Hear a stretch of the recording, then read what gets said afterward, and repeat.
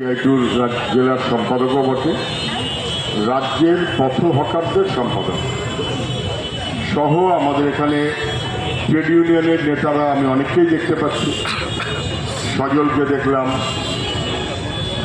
আরে চাকলুর ভালো লাগছে, আসু আমি চাকলু বলতে অভ্যস্ত হয়ে খুব খারাপ হচ্ছে, সবাই আছেন দেখতে পাচ্ছি, তিলক সবাই। এখানকারও আমি অনেক পুরনো কর্মীকে দেখতে পাচ্ছি, অত্যন্ত ভালো লাগছে। সামনে সুকুমার দা, মোহিত দাকেও আমি দেখছিলাম, আমি জানি না এখন আছেন কিনা।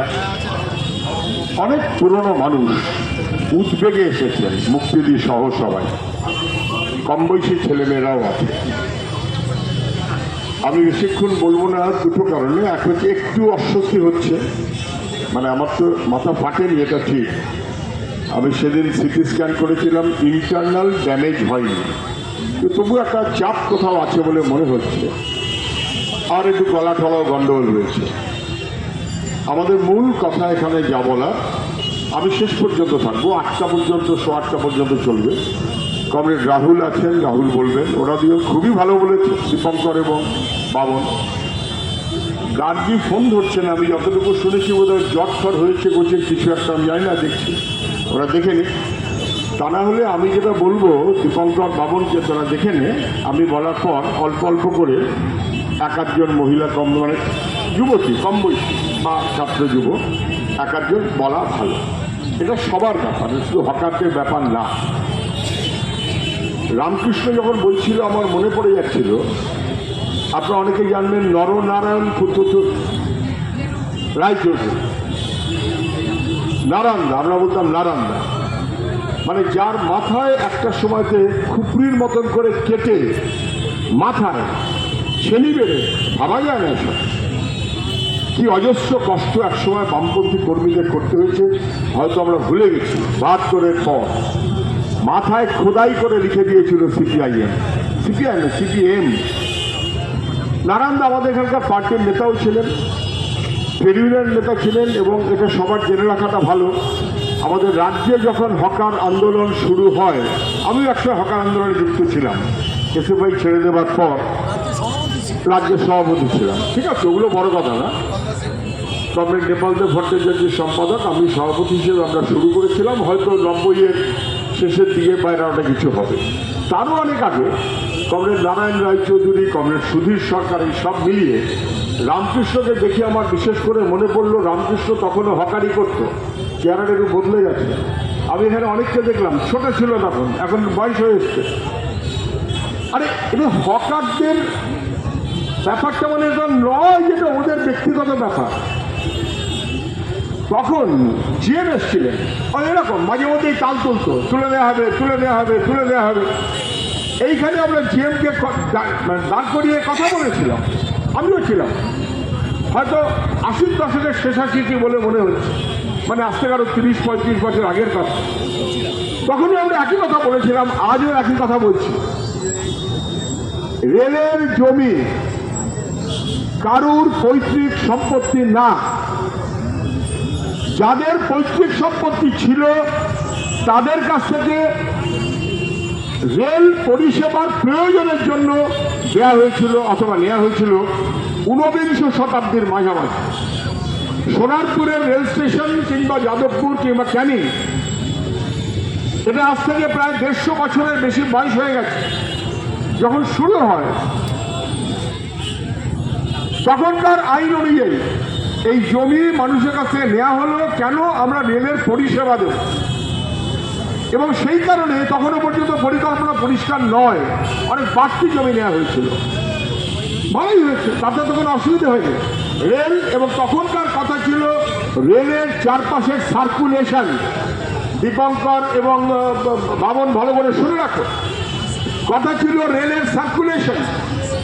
স্টেশনে যদি ট্রেন যাতায়াতের ব্যবস্থা হয়, গ্রামের লোক সেখানে আসবে, তার যাতায়াতের ব্যবস্থা, গ্রামের লোক সেখানে আসবে, তাদের জিনিসপত্র কেনা বেচা, মানুষ স্টেশনকে কেন্দ্র করে একটা গঞ্জ পাবে। রেল স্টেশনগুলো একটা গঞ্জের মতন করে গড়ে উঠেছে, সোনারপুর গঞ্জ হয়েছে। ক্যানিং গঞ্জ হয়েছে। ক্যানিংয়ে কেন? তখন লর্ড ক্যানিং, পোর্ট ক্যানিং তাকে কেন্দ্র করে একটা বন্দর করার পরিকল্পনা ছিল।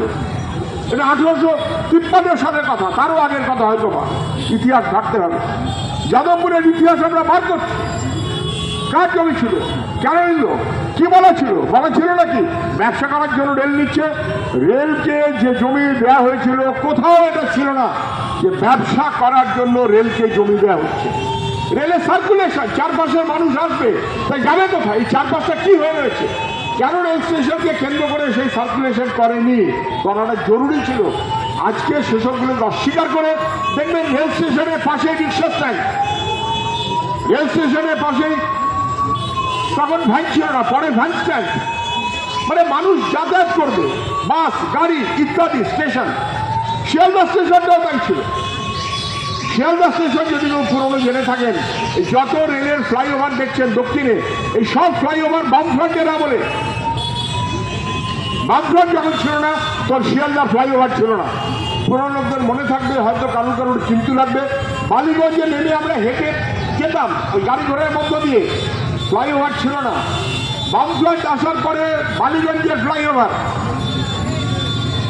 যাদবপুরের ফ্লাইওভার, বাঘাযতীনের ফ্লাইওভার, সোনারপুরের ফ্লাইওভার, বারুইপুরের ফ্লাইওভার। সোনারপুর আমরা কমপ্লিট করলাম, বারুইপুর কোর্ট কাছারি করে ওরা আটকে রেখেছিল।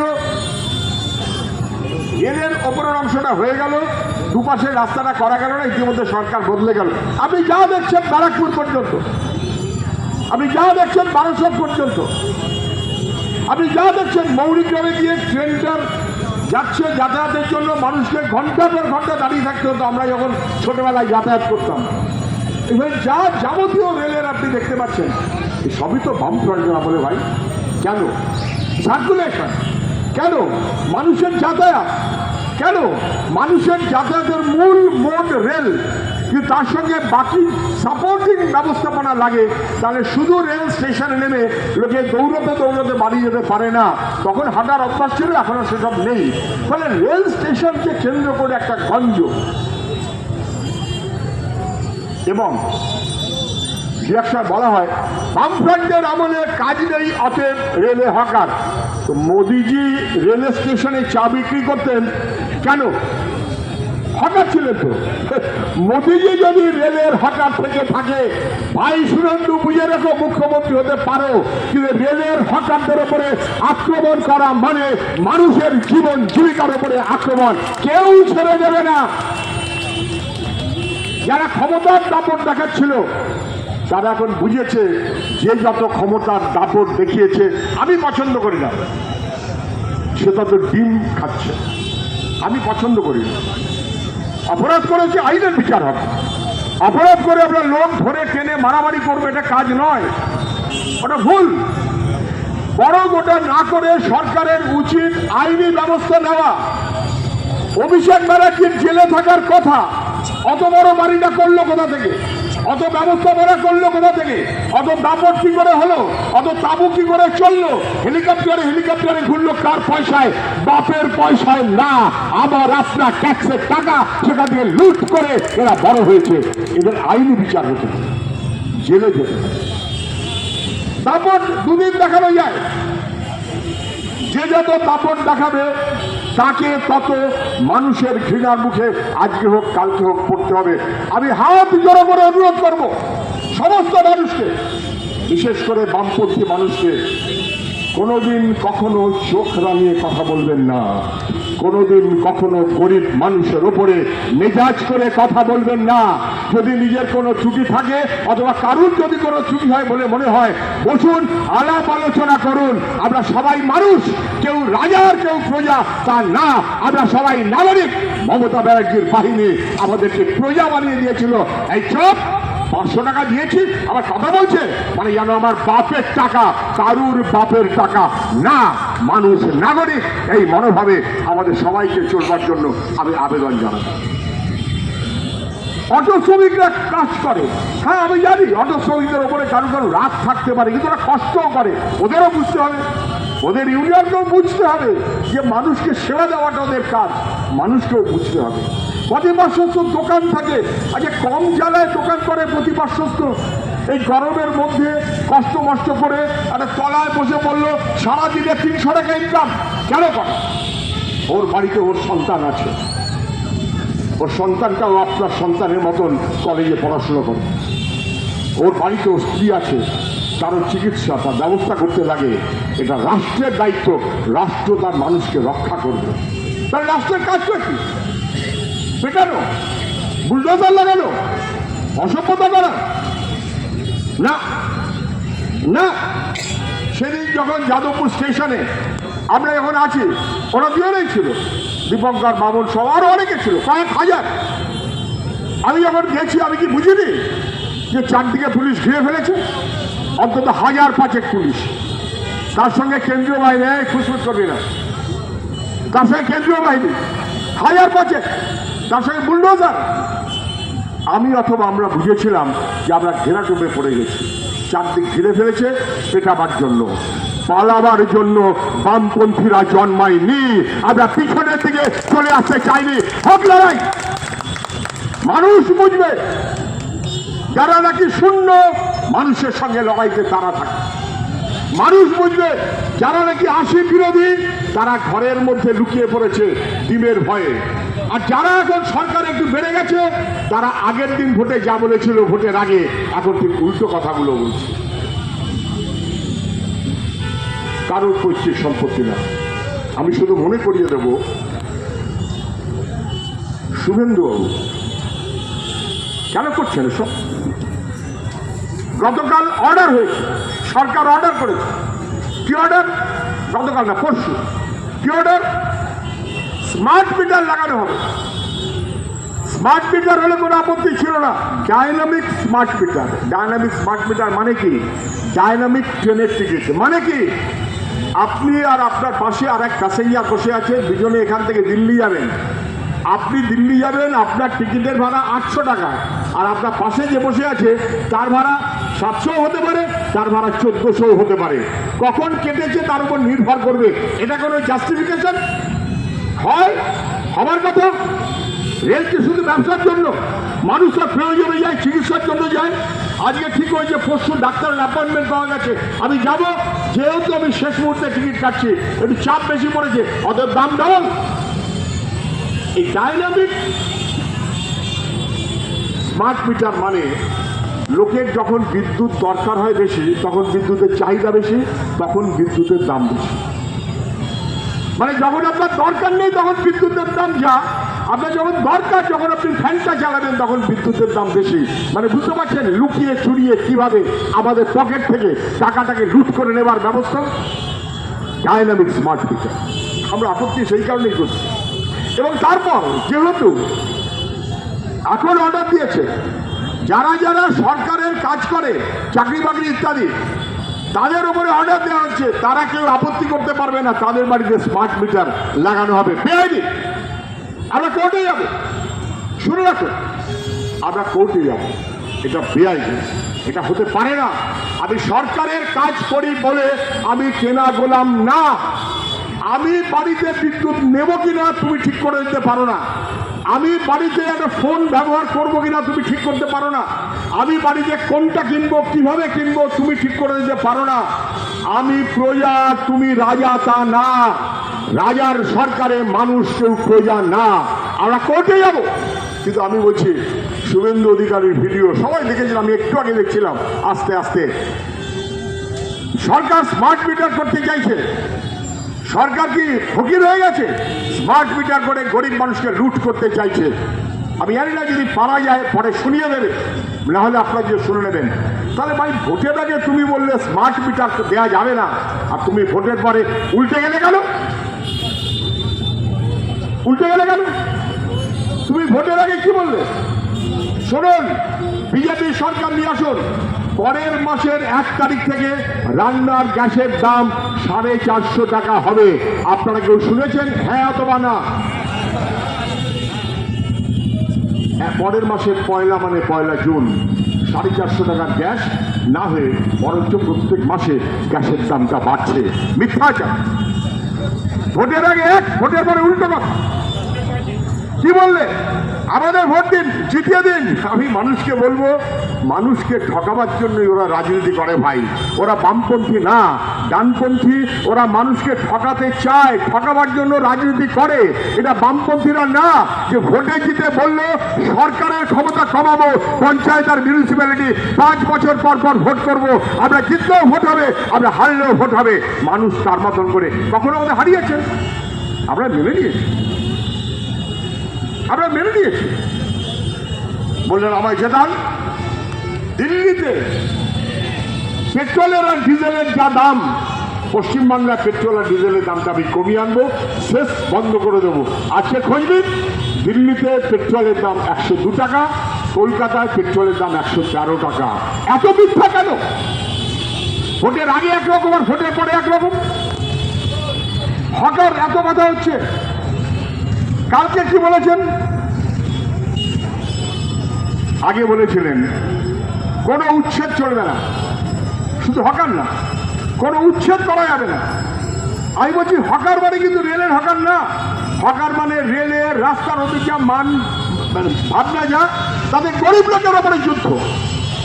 বিজেপি সরকার করেছে গরিব মানুষের বিরুদ্ধে যুদ্ধ ঘোষণা করার জন্য।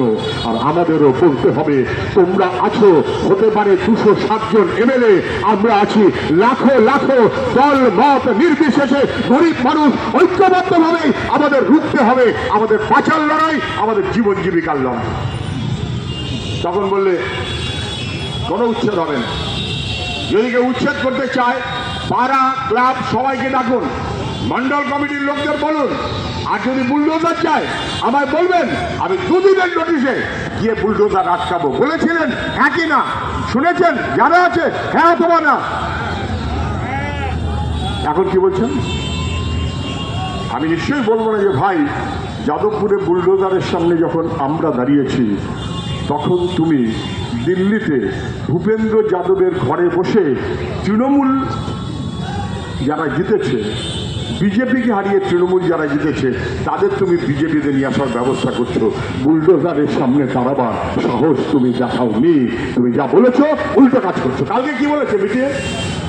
কালকে মিটিংয়ে বলেছে এর চাইতে চূড়ান্ত বিভ্রান্তি এবং ভুল হতে পারে না। কি বলেছে কালকে? কালকে বলেছে আমি পুনর্বাসনের কথা ভেবে দেখবো। মানে আমি একেবারে মমতা ব্যানার্জির মতন। আমি কে বাবা তুমি?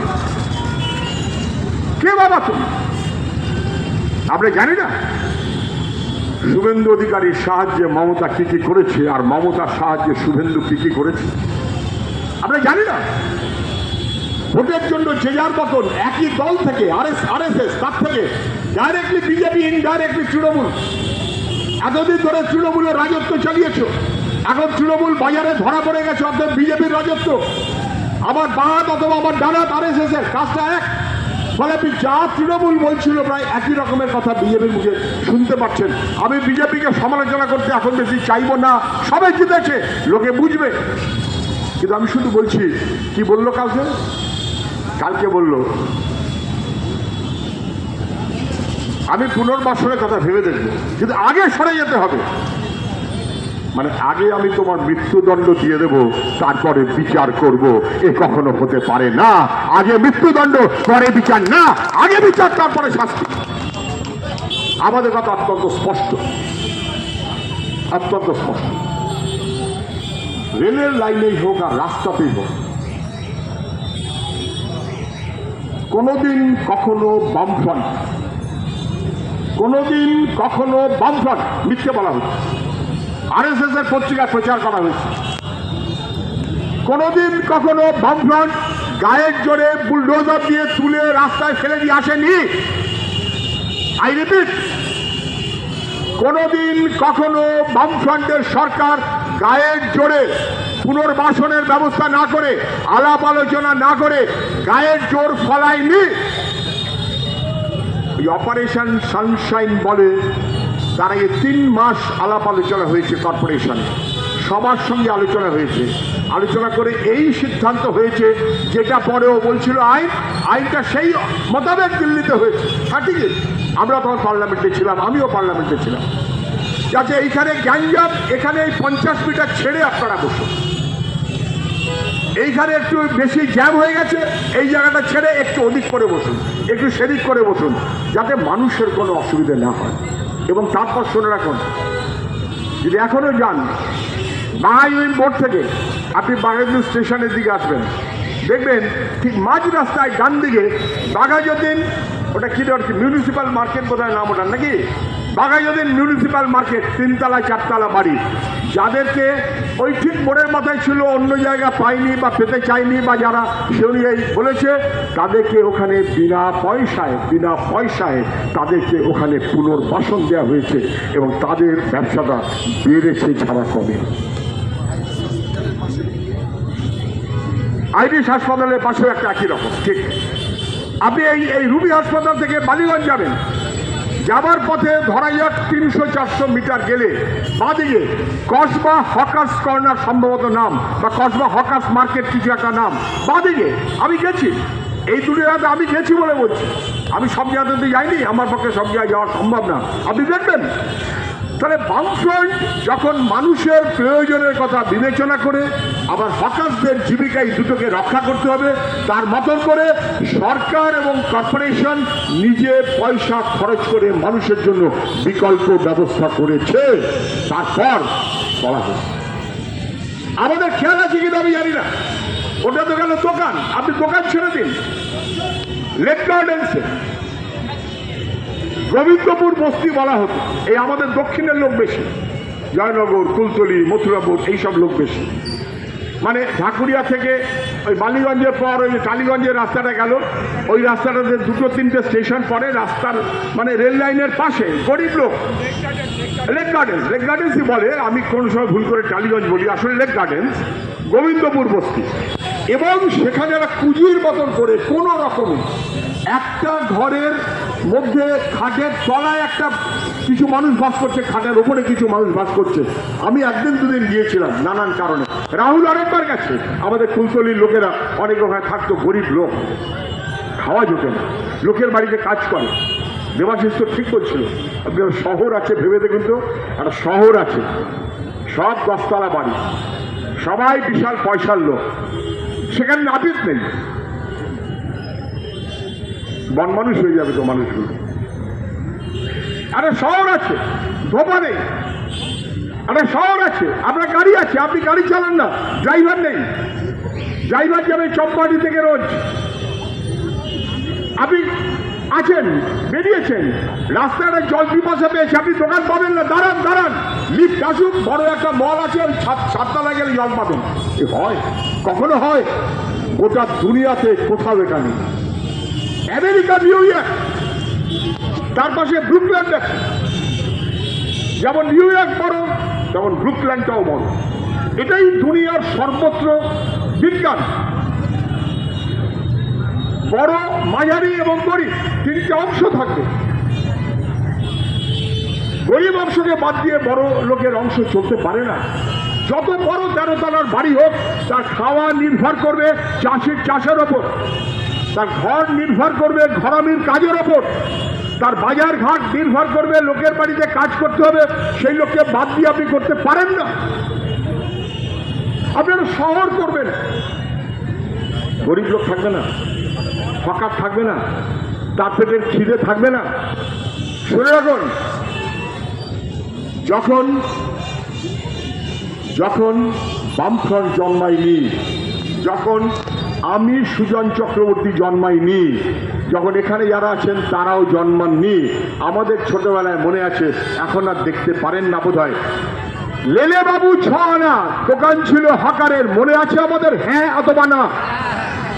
নেলামতলা 6 আনা, যা কিনবি 6 আনা, কি করে দিত আমরা জানি না, যা কিনবি 6 আনা, বাড়িতে বাড়িতে হাত মেরে চলে যেত। হকার ছিল না তখন, রাস্তায় ফিক্স জায়গা চাইতে তাদের আরো বেশি বরঞ্চ বাড়িতে বাড়িতে ঘুরতে হতো। আপনি স্কুলে যাতায়াত করবেন, আপনার ছেলেটা, আপনার মেয়েটা স্কুলে যাবার পথে আসবার পথে কিছু একটা ইচ্ছে হলে একটা দোকানে কিনে খায়, এটা গরিব লোকে, বাড়িতে এসে আপনি তাকে বকা দেন না, একটা ভালো জিনিস ছাড়া কিনতে পারবি না, কিন্তু ওর বন্ধুদের সঙ্গে নিয়ে যখন খেলে বা কিছু খায় তখন সেটা পারে না। ফলে মানুষের প্রয়োজনে আমাদের চোখের সামনে এই একটা আমি দেখছি ফালুদা একটা দোকান আছে, এইখানে আমি শুনেছি এই বাদিকটাতে এই বাদিকটাতে কোনো একটা কচুরি ফচুরির দোকান একটা কি খুব ভালো নাকি নাম আছে, যদিও আমি কোনোদিন খাইনি বা আমাকে কেউ কোনোদিন খাওয়াইনি, সেটা অন্য কথা। শুনেছি খুব নাম করা, এরকম তো অনেক কিছু আছে। এই যে রাস্তায় এই যে ছোট করে নিয়ে এসেছে ওই যে কি বোধহয় কাঁঠাল ফাটাল বিক্রি করছে না কৃষক কি বিক্রি করছে, এরা এইরকম ভাবে বিক্রি করে বলে আপনি তবু কম দামে জিনিস পান। যদি এরকম কম দামে বিক্রি করার লোক কেউ না থাকতো আপনার সমস্ত জিনিসের দামটা অনেক চড়ে যেত। আমি কি ঠিক বলছি? হ্যাঁ অথবা না? তাহলে মানুষের প্রয়োজন। আর উনি বলে দিচ্ছেন না, পরে পুনর্বাসন ভাববো, আগে উঠে চলে যাও। এসব অসভ্যতা বন্ধ করুন। আমি কথা বাড়াবো না। ফলে প্রত্যেকটি ক্ষেত্রে একটা সরকার এসেছে, আমরা চাইছিলাম না কিছু বলতে, 1 মাস সময় হয়েছে। আরে ভাই, যা যা বলেছে এই সরকার, আমরা বাড়তি কিছু চাই না, বাড়তি কিচ্ছু চাই না। শুভেন্দুবাবু আপনি মুখ্যমন্ত্রী হয়েছেন, আপনি কাজ করুন, যে কোনোভাবেই হোক আপনি মুখ্যমন্ত্রী হয়েছেন। কংগ্রেসের দশা মানে তৃণমূলের দশা থেকে আপনি মুখ্যমন্ত্রী হয়েছেন, দিল্লির দয়ায় আপনি মুখ্যমন্ত্রী হয়েছেন, আপনি মুখ্যমন্ত্রিত্ব করছেন। রোজ দিল্লিতে একবার করে যেতে হচ্ছে, দিল্লির লোকেরা বলবে বাদিকে যাও, বাদিকে যাচ্ছেন, ডান দিকে যাও, ডান দিকে যাচ্ছেন, ওঠো উঠছেন, বসো বসছেন। আপনি স্বাধীন মুখ্যমন্ত্রী না। মনে রাখবেন, আপনি দিল্লির কাছে গোলামের মতন হয়ে রয়েছেন, কিন্তু বাংলার মানুষকে গোলামি শেখাবেন না।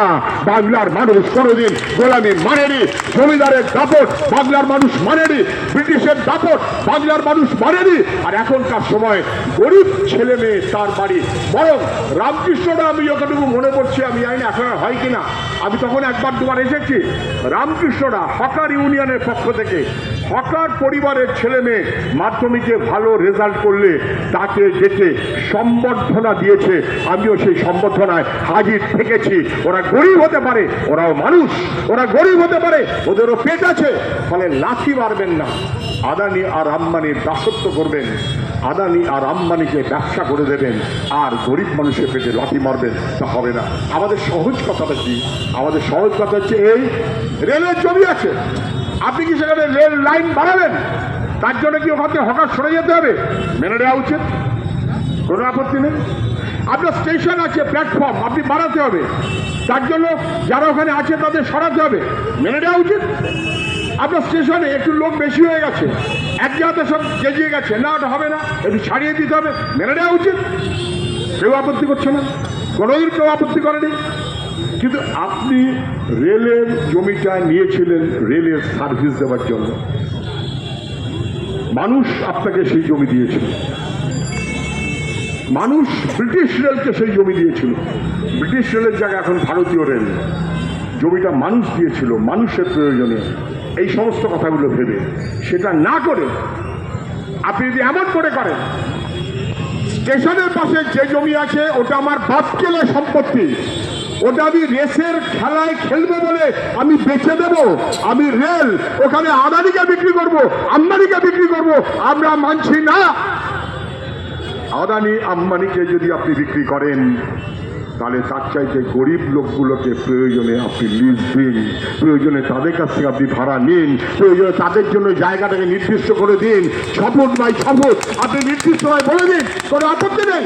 এই ধরনের দোকানটা রাখবেন না যেখানে গাঁজা বিক্রি হয়, না রাখবেন না, আমরা একমত হব, কোনো আপত্তি নেই। কিন্তু সবসময় মনে রাখবেন, রেল স্টেশনে রেলের হকাররা খারাপ কাজ করে বলে আমি কোনোদিন শুনিনি। রেলে হকার আছে বলে আপনি বিপদে পড়েছেন আমি কোনোদিন শুনিনি। আমি বহু ছোটবেলা থেকে ডেইলি প্যাসেঞ্জার, চম্পাটি থেকে কলকাতা, তারপরে ডায়মন্ড হারবার লাইন, ওই সেই ইত্যাদি। আমার তো একটা সময় সব মিলিয়ে মাসের মধ্যে 30 দিনে 10 দিন রেলে টাইম কাটতো রাত। এখন একটু বয়স হচ্ছে, বুড়ো হয়ে আসছি, আলাদা কথা। 10 দিন তো আমার রেলে টাইম কাটতো। রেল স্টেশনে বরঞ্চ শুনে রাখুন, স্যালিউট দিন রাস্তার হকার এবং রেলের হকার। রাস্তা হকাররাও গরিব, রেলের হকাররাও গরিব। হ্যাঁ, বড় দোকানকে ক্ষতিগ্রস্ত না করে আপনি করতে পারেন কিনা দেখুন, মানুষের যাতায়াতকে অসুবিধা না করে কি করা যায়, হকার সংগঠন নিজেরা সাথে দেখুন, তাতে কোনো আপত্তি নেই। কিন্তু এটা মনে রাখবেন, আমরা স্যালিউট দেব রেলের হকারদের। আমিও যখন ছোটবেলায় যেতাম না, মাঝরাতে লাস্ট ট্রেনে ফিরতাম, অনেক দিন লাস্ট ট্রেনে ফিরতাম, চম্পাটিতে নামলাম, কোনোভাবে দৌড়ে এসে বা কোনো একটা ভাবে সামনে কম্পার্টমেন্টে উঠেছি, আর আমার বাড়ি আসতে হয় পিছন দিকে, ওমুরো থেকে এমুরো 200 মিটার। যদি কেউ লাস্ট ট্রেনে খুব একটা সঙ্গী বেশি থাকে না, লাস্ট ট্রেনে যখন আমি 18, 20, 22, 24 বছর বয়স, ওমুরো থেকে নেমে এমুরো আসতে গেলে গাড়িটি ছমছম ছমছম করতো। রাস্তাতে স্টেশনে আর কেউ নেই, রেলের স্টাফ 2 জন বা 3 জন, তারা ওই ভেতরে অফিসে বসে আছে, আর গোটা স্টেশন যদি ফাঁকা থাকতো তাহলে গা ছমছম করতো। যে স্টেশনে হকার থাকতো না, তখন মনে হতো ইস, যদি 10 জন হকার থাকতো তাহলে ভালো হতো। যদি কোনো হকার না থাকে, অন্তত কুকুর এসে দৌড়ে আমায় কামড়ে দিতে পারে, কুকুরের রাজত্ব হয়ে যেতে পারে স্টেশনটা। হকাররা থাকলে স্টেশনটা পরিষ্কার থাকে, মানুষের নিরাপত্তা থাকে, মহিলারা স্বস্তিবোধ করে। আপনি চলতে চলতে একটু শরীরটা খারাপ হয়েছে, একটা কোথাও বসুন, দেখবেন আপনার এসে যে জিজ্ঞেস করবে কাকা কি হয়েছে, জিজ্ঞেস করবেন, সেটা লজেন্স বিক্রি করে, কাগজ বিক্রি করে, অল্প 2-1 পয়সা পায়, দাঁড়ান বলে সে চায়ের দোকান থেকে এনে আপনাকে জল দেবে, আপনাকে চা দেবে, আপনাকে সুস্থ করবে। এই ব্যবস্থা রেলের স্টেশনে নেই, নিরাপত্তার ব্যবস্থা রেলের স্টেশনে নেই। ফলে মানুষের নিরাপত্তার প্রয়োজনেও রেলের হকার অত্যন্ত জরুরি। আমি একসময় রেলের হকার আন্দোলনের সঙ্গে ছিলাম। আপনি অথবা আপনারা রেলের যাত্রী, আপনি অথবা আপনারা আমাদের সমাজের মানুষ, গরিব মানুষ, তাকে যদি মর্যাদা না করে চোখ রাঙাই, চোখ 500 টাকা দিয়েছি, যা বলছি মেনে নে। মমতা ব্যানার্জির দশার দিকে তাকান, যদি বেশি অসভ্যতা করেন মানুষ কিন্তু কাউকে ছেড়ে দেবে না। সে আপনি শুভেন্দু বাবু হন আর মোদীজি হন আর যেই হন না কেন, এই নিশ্চিত মনোভাব থেকে পারস্পরিকভাবে প্রত্যেকের পাশে থাকুন, মানুষকে সাহায্য করার মনোভাবে। আমি সবার কাছে সেই আবেদন জানিয়ে আপনারা সবাই ভালো থাকবেন। লড়াইটা জারি থাকুক, মানুষের জন্য, ব্যক্তির জন্য না, আবার অসভ্যতার জন্য না, মানুষের জন্য আমাদের ঐক্য এবং সংগ্রাম জারি থাকবে। এই আশায় বহুদিন পর সোনারপুরে কোনো একটা মিটিংয়ে এসেছি। সোনারপুরের সমগ্র নাগরিক মণ্ডলী, কে কাকে ভোট দিয়েছেন আমার জানার দরকার নেই, আপনারা সবাই মানুষ, নিজেরা শান্তিপূর্ণভাবে চলার মতন করে চলুন। বামফ্রন্ট যেমন পাশে সহায় ছিল, তেমন করেই সহায় মানুষদের খুঁজে নিন। আর আমরাও হাত বাড়িয়ে বিপন্ন মানুষের হাত ধরে বলি, চলো আয়, আমরা বেঁধে থাকি, একা মানে বোকা, ঐক্যবদ্ধভাবে চলাটাই আমাদের সবচাইতে বড় শক্তি। ভালো থাকবেন, সবাইকে ধন্যবাদ, নমস্কার, অভিনন্দন, ইনকলাব জিন্দাবাদ।